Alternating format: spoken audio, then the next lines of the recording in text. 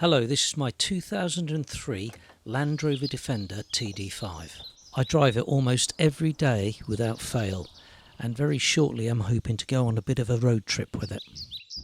So I'm slowly going over it to check for any obvious or potential problems.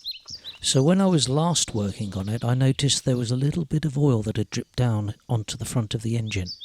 It wasn't what I would call a major leak, but it's obviously dripping from somewhere, so I decided to start by looking at the top of the engine and working my way down. After removing the engine cover, I very quickly spotted the possible cause of the leak.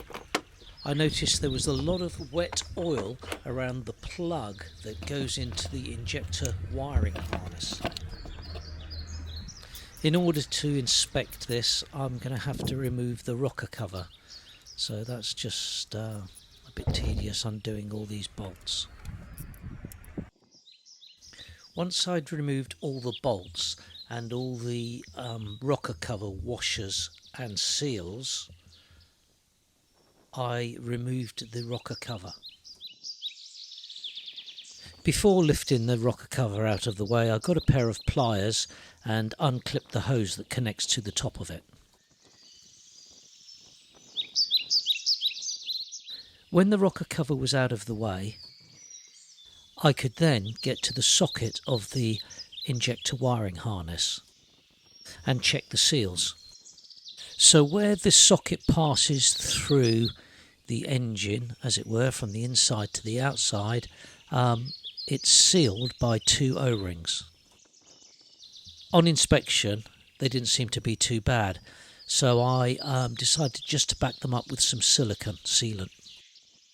So for now, I just thought the smear of silicone onto the O-rings would be like a semi-permanent fix until such time as I actually had to change the injector harness.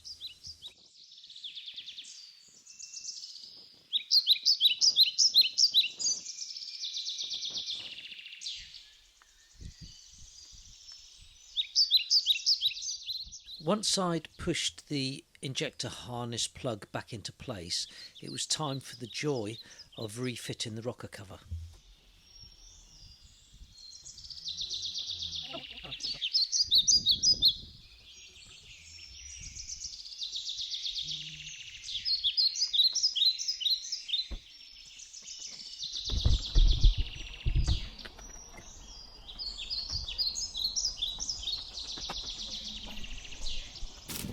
As you can see, I've already got a new gasket for the rocker cover.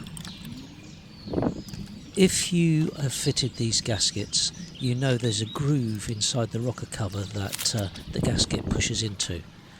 And stupidly, I thought that this would hold it in place until I'd got the rocker cover in place. Obviously, the groove wasn't enough to hold the gasket in place.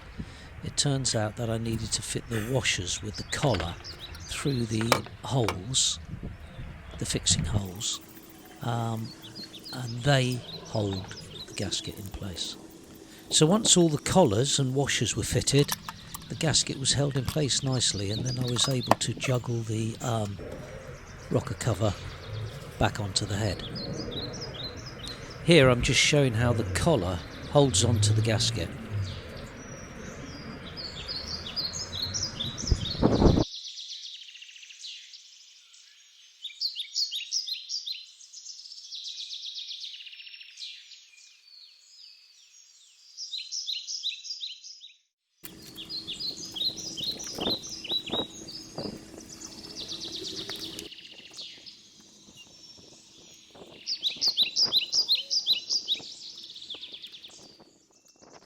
I fitted all the bolts back into the rocker cover and tightened them down as equally as I could.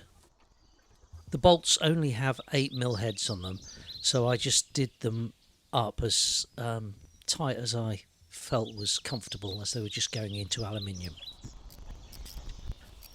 Not forgetting to refit the hose and clip. Here I'd just forgotten to fix the bracket, so I had to undo one of the bolts and refit the bracket. So that was it. As far as I was concerned, the job was done. until a couple of days later when I realised it was still leaking.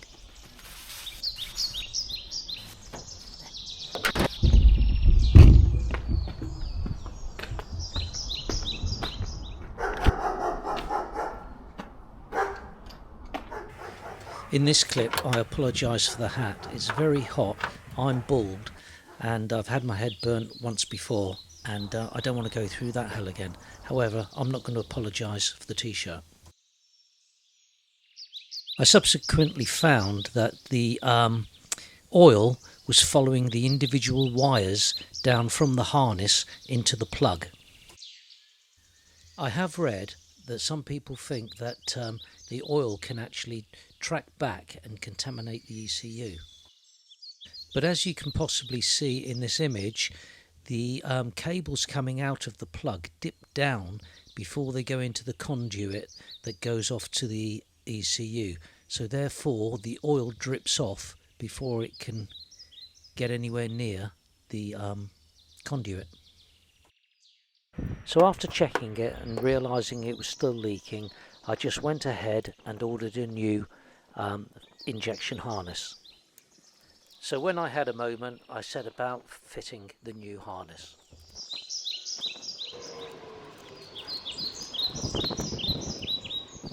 For this next section of the video, I apologise, as it's just a case of deja vu.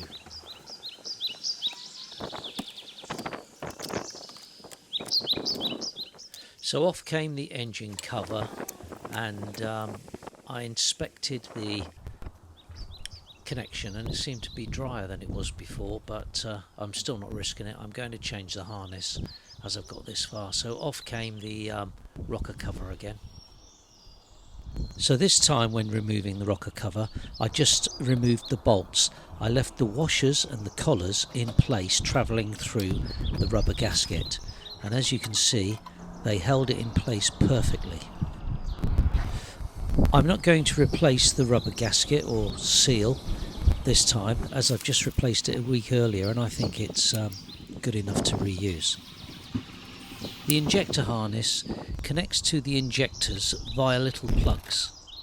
As you can see here, I was using a pair of pin-nose pliers to remove the little clips that were holding the plugs in place, and here I managed to stupidly let one go.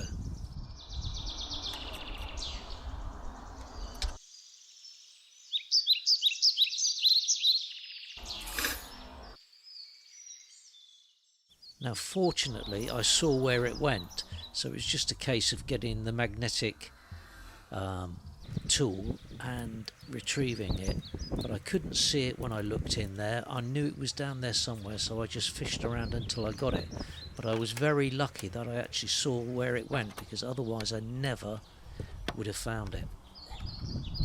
So I've learned a lesson there. Whenever I'm doing this sort of job again, I'm just going to cover everything up except for the area that I'm working on. Similar to the way that surgeons work when they're operating on a patient, they cover everything up except for the area that they're working on.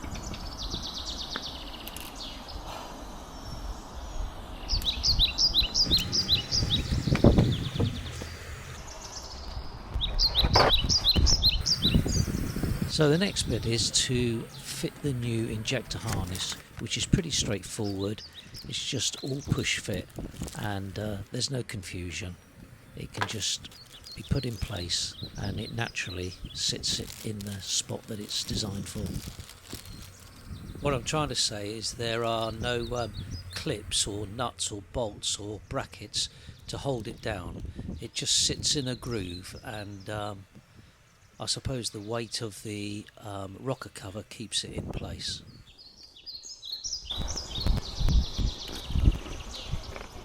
All the plugs need is just a firm push and they just click into place. It's perfect. With the rubber seal or gasket still held firmly in place on the rocker cover, it's just a case of refitting it. I always have a little bit of trouble juggling the rocker cover into place because there's some baffles on the inside of it which seem to foul on stuff as you're trying to lower it in, but eventually I get it in. I think there must just be a knack to it, which I haven't got.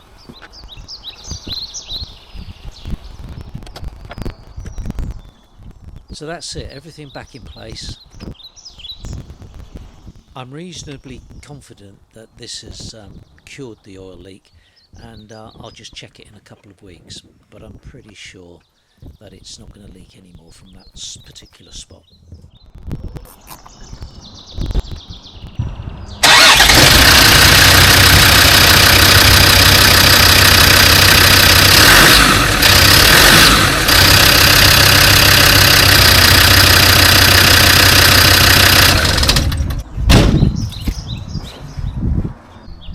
To make things a little bit clearer, I've set up a little demonstration here with the old plug from the injection harness. So initially I dry it off as best as I can. You can see I'm trying to dry off or clean the pins to make sure there's no oil in there prior to the experiment, or the demonstration if you like.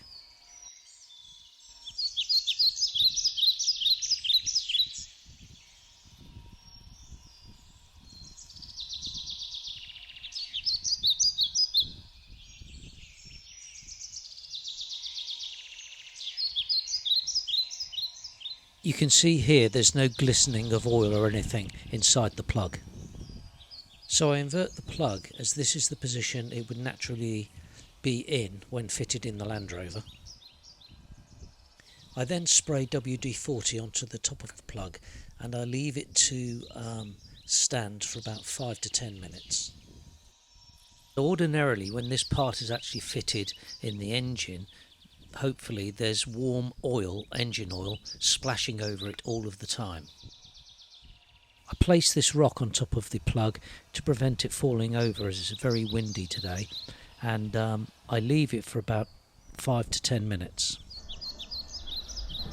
When I remove the rock, I turn the plug upside down to inspect it, and I can clearly see that there's oil coming out from where the pins are, and plenty of it. So that's a good conclusion. It's obviously where the oil was coming from right from the start. So that's it, job done. The rocker gasket was approximately £9, and the harness was approximately £9 also. So not a bad price, and the joy of doing the work is priceless. My wife will also be very pleased, as it's one step closer to the big road trip.